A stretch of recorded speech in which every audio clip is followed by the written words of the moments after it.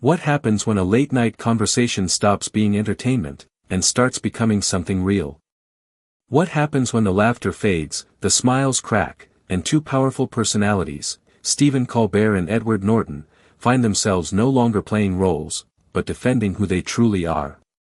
Before we dive in, if you're into intense, real-feeling moments like this, moments that go beyond scripted TV, make sure you subscribe to Epic Talk Studios and drop a comment telling me whose side you think you'll be on, because by the end of this, you will have a side. It was supposed to be just another night on The Late Show.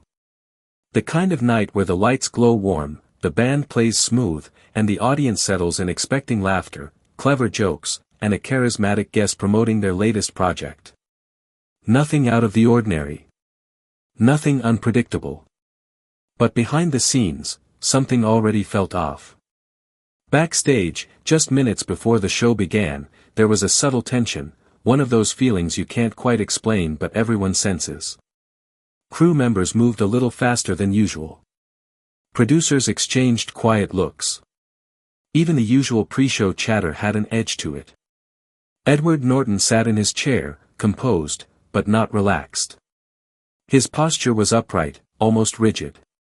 His fingers tapped lightly against his knee, not nervously, but rhythmically, like someone thinking several steps ahead.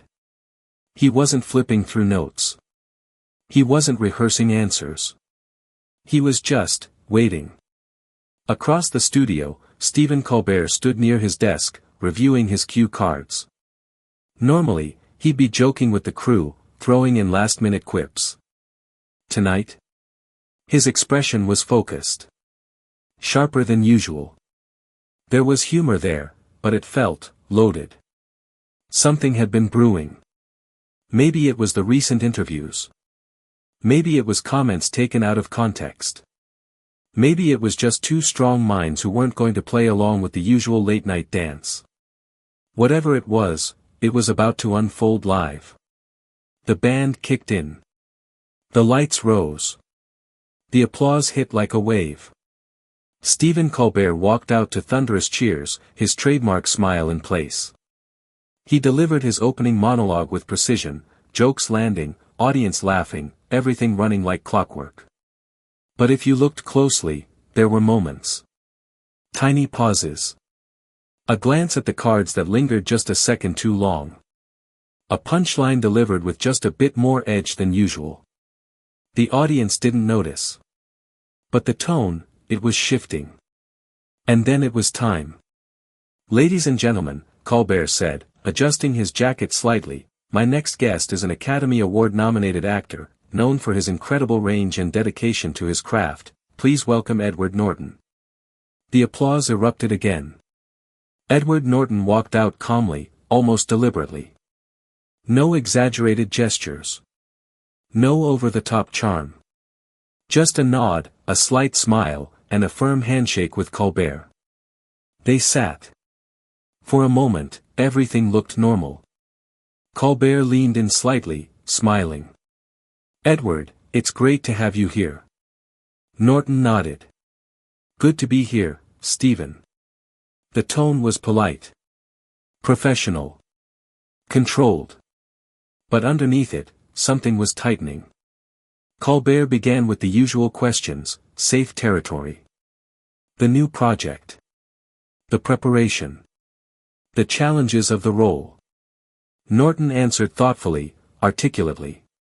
He spoke like someone who takes his work seriously. Someone who doesn't just act, but thinks deeply about everything he does. The audience was engaged. Nods, light laughter, applause at the right moments.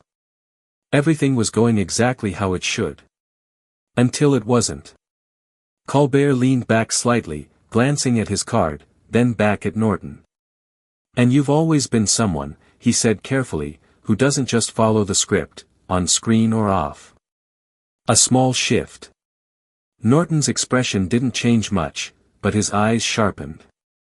"I try not to," he replied. Colbert smiled. "Right, because you've had a reputation, fair or not, for, let's say, pushing back. Challenging directors. Questioning the system." A ripple in the audience. Not loud. But noticeable. Norton leaned back just slightly. Not defensive. Not yet. Depends on how you define pushing back, he said calmly. Colbert tilted his head. Well, some people might call it passion. Others might call it difficult. A few nervous laughs from the audience. There it was. The first crack. Norton didn't laugh. Instead, he held Colbert's gaze. And which one do you call it? He asked. The question hung in the air. Colbert smiled, but this time, it didn't fully reach his eyes. I call it interesting, he said. Another ripple of laughter, but weaker now. Because something had changed. This wasn't just a friendly interview anymore. This was two people, circling something real. Colbert leaned forward again, resting his hands on the desk. You've been in this industry a long time. You've seen how things work. And yet, you've never really played along. Norton's jaw tightened, just slightly. I play along when it makes sense, he replied. I don't when it doesn't. The audience went quiet. Colbert raised an eyebrow. And who decides that? Norton didn't hesitate. I do. The tension spiked. You could feel it in the room now. The kind of silence that isn't empty, but full. Full of anticipation. Full of uncertainty. Colbert chuckled lightly, trying to keep the tone balanced. That's a strong position. Norton nodded. It has to be. Another pause. And now, the audience wasn't just watching. They were leaning in. Because this wasn't scripted anymore. This wasn't comfortable. This was real. Colbert glanced briefly at his card again, but this time, he didn't look back down. Instead, he locked eyes with Norton. Do you think, he said slowly, that sometimes that mindset makes collaboration harder? There it was. Direct. Unfiltered. Norton inhaled quietly. Not sharply. Not dramatically. Just enough to show, he was choosing his words carefully. Anymore. This was something else. Something sharper. Something deeper. Colbert leaned back, crossing his arms slightly, not defensive, but measured. You think people are pretending? He asked. Norton didn't break eye contact. I think people do what they need to do to stay comfortable, he said. That doesn't always mean they're being real. The words hit differently. Because now, it wasn't just about Hollywood. It felt bigger than that. Colbert's smile faded just a fraction. And you don't care about being comfortable? He asked. Norton shook his head slightly. I care about being true, he said. Silence. Heavy. Thick. Electric. For a moment, no one moved. Not the audience. Not the band. Not even Colbert. And then, slowly, Colbert leaned forward again. And what happens, he said quietly, when your version of true clashes with everyone else's? Norton's expression didn't change. But his voice dropped just slightly. Then you find out who's actually listening, he said. A chill ran through the room. Because now, this wasn't just an interview. This was a confrontation in slow motion. And it was only just beginning. What happened next, no one in that studio was prepared for. Because once a conversation crosses that invisible line, between polite discussion and personal truth, there's no going back. And in that moment, sitting under the bright lights of the Late Show, with millions watching at home, Stephen Colbert realized something subtle but powerful. He was no longer in control of the tone. Edward Norton wasn't playing along. He wasn't deflecting with humor. He wasn't softening his answers. He wasn't giving the kind of polished, safe responses that late-night television thrives on. He was holding the line. Colbert tapped his fingers lightly on the desk, a habit so small most viewers wouldn't notice, but it was there. A shift. A signal. "Let me ask you something," Colbert said, his voice still calm, but now carrying an unmistakable edge. "Do you ever worry that being this direct might close doors for you?" The audience leaned in again. Norton didn't respond immediately this time. He let the question breathe. Then he gave a slight nod, as if acknowledging something deeper behind it. "Of course it does," he said. That answer wasn't what people expected. Colbert blinked, just slightly caught off guard. "But you do it anyway," he pressed. Norton leaned forward now, mirroring Colbert's earlier posture. "Yes," he said. "Because I'd rather lose an opportunity than lose clarity." A murmur rippled through the audience. Not loud, but present. Because that wasn't just an answer, it was a stance. Colbert exhaled through a half-smile. "That sounds noble," he said. "But the industry doesn't always reward that kind of thinking." Norton nodded again, this time more firmly. "I'm not in it for rewards," he said. And there it was. The moment where the energy shifted again, but deeper this time. Because now, it wasn't just tension. It was philosophy versus philosophy. Colbert tilted his head, studying Norton more closely now. Not as a host. Not even as an interviewer.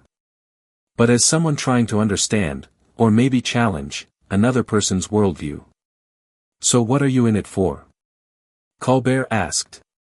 The question was simple. But the silence that followed it wasn't.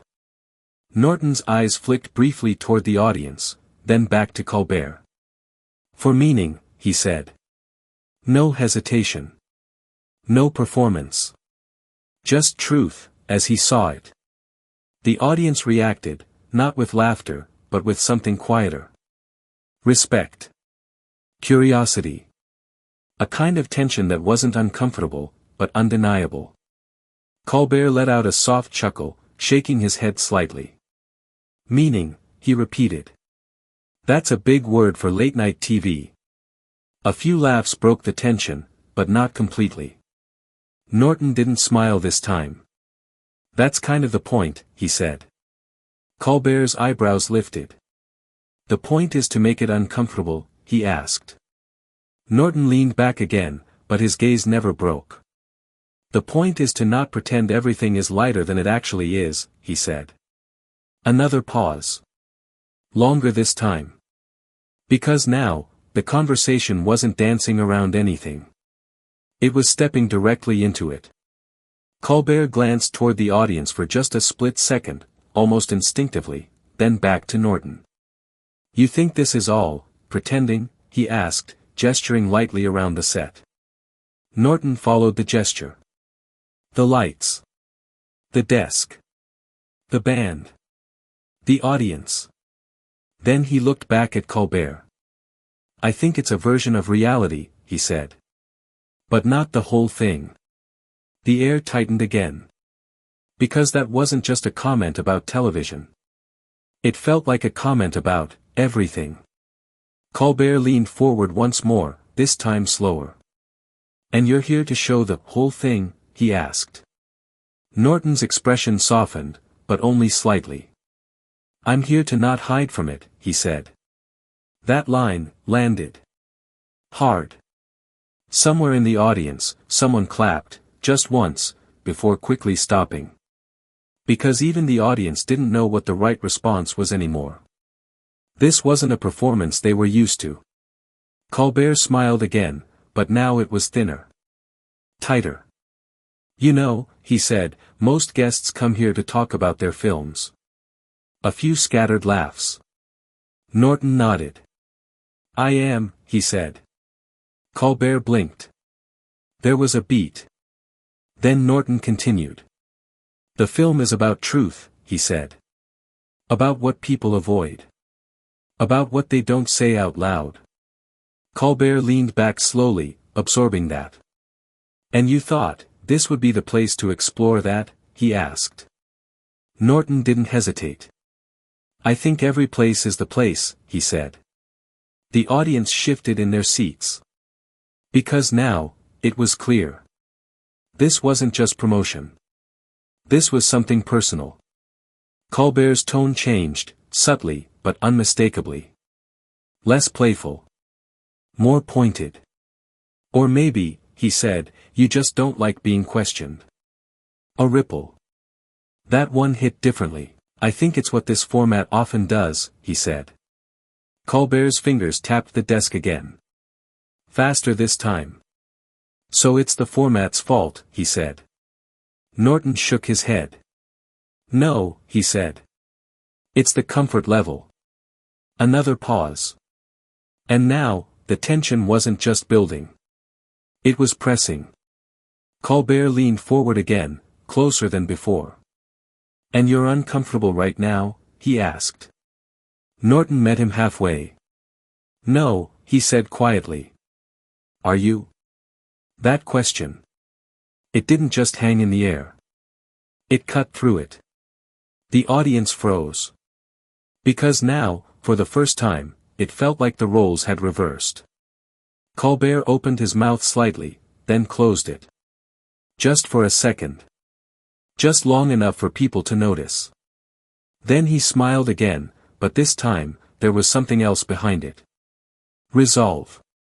Oh, I'm very comfortable, he said. But his voice was tighter. Measured. Controlled. Norton nodded once. Good, he said. Another silence.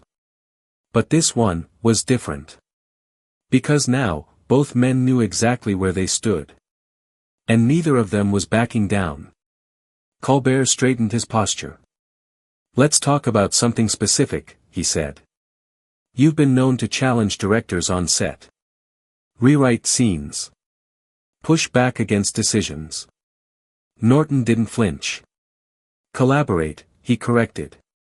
Colbert's smile returned, but sharper. Not everyone calls it that, he said. Norton leaned in slightly. Not everyone's comfortable with collaboration, he replied. The audience reacted again, this time louder. Because now, it felt like every sentence carried weight. Every word had an edge. Colbert nodded slowly, as if acknowledging the point, but not conceding it. And what happens, he asked, when your version of collaboration clashes with someone else's authority? Norton didn't even blink. Then you have a conversation, he said. Colbert raised an eyebrow.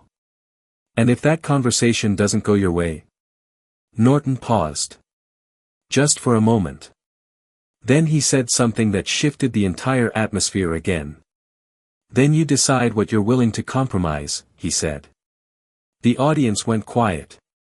Because that was real. Colbert leaned back again, studying him. And you don't compromise much, do you? He asked. Norton's answer came slower this time. More deliberate.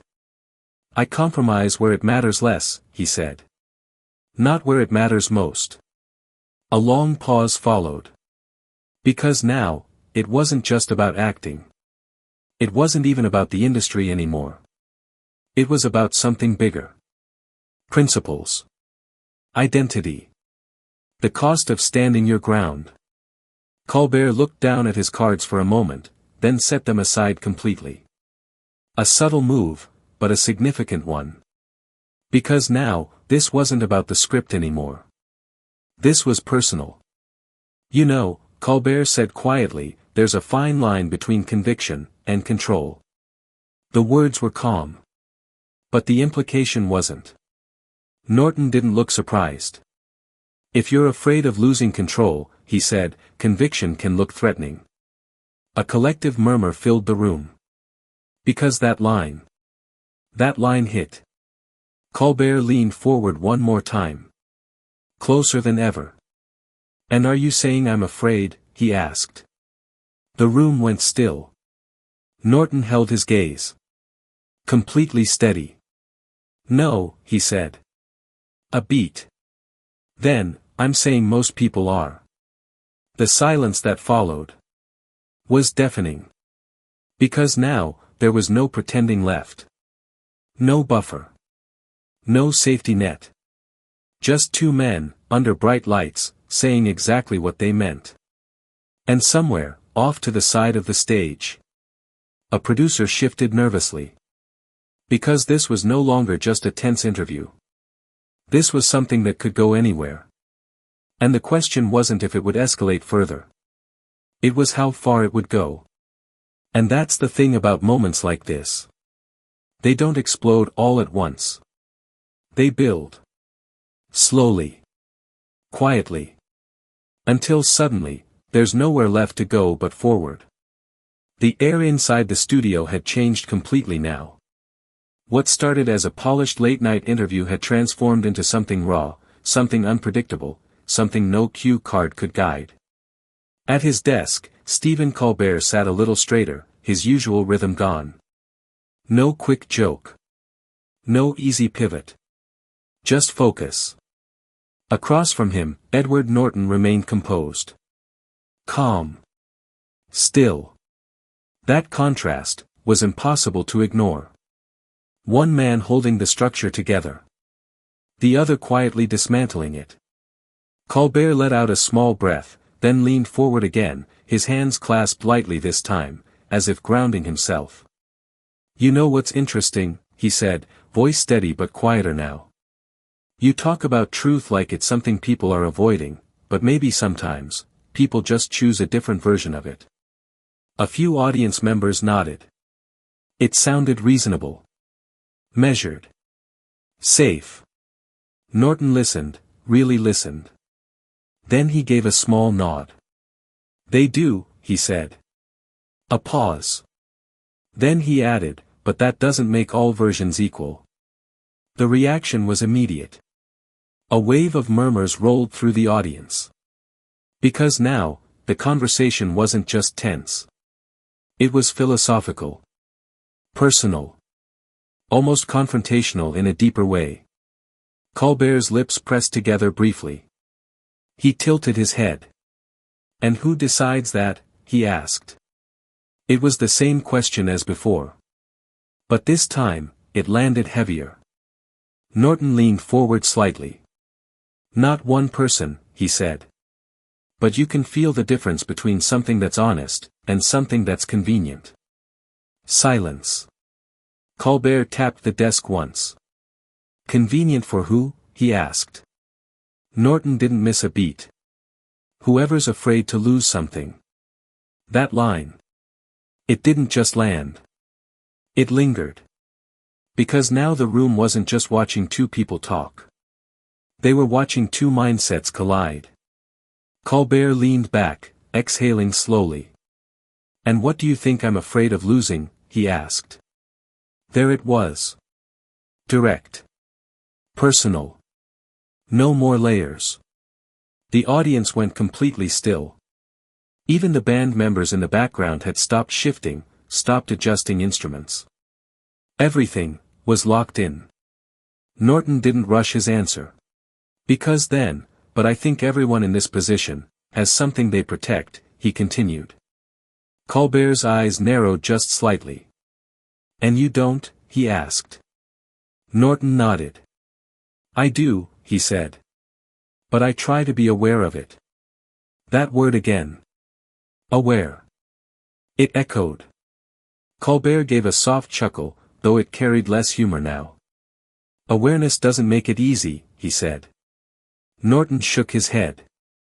No, he agreed. It makes it harder. Another pause. And this one felt different. Because something had shifted again. Not louder. Not sharper. But deeper. Colbert glanced briefly toward the audience, then back to Norton. And yet here we are, he said. On a show built for entertainment, having a conversation that's clearly not entertaining in the usual sense. A few awkward laughs. Norton smiled faintly, his first real smile in a while. Maybe it is, he said. Colbert raised an eyebrow. This? He asked. Norton nodded. People don't just want to laugh, he said. They want to feel something real. Even if it's uncomfortable. That line changed everything. Because suddenly, the tension had a purpose. It wasn't just conflict. It was connection. Colbert looked at him for a long moment. Then he leaned back, letting the silence sit. And for the first time since the interview began, he didn't rush to fill it. The audience followed. Quiet. Focused. Watching. Colbert finally spoke again, but this time, his tone had softened. Not weaker. Just, clearer. "You're not wrong," he said. A ripple moved through the room. Because that felt like a shift. Not a surrender. But an acknowledgement. Norton nodded once. "And neither are you," he replied. Another shift. Subtle. But powerful. For a moment, it felt like the tension might dissolve. Like the storm had peaked. But then Colbert leaned forward again, slowly. "One last thing," he said. And something in his tone changed again. Not aggressive. Not defensive. But precise. "You've built a reputation on standing your ground," he said. "On not backing down. On holding on to what you believe is right." Norton listened carefully. "And that's admirable," Colbert continued. "But do you ever worry that in holding your ground, you stop hearing anyone else?" The audience leaned in again. Because that question cut deep.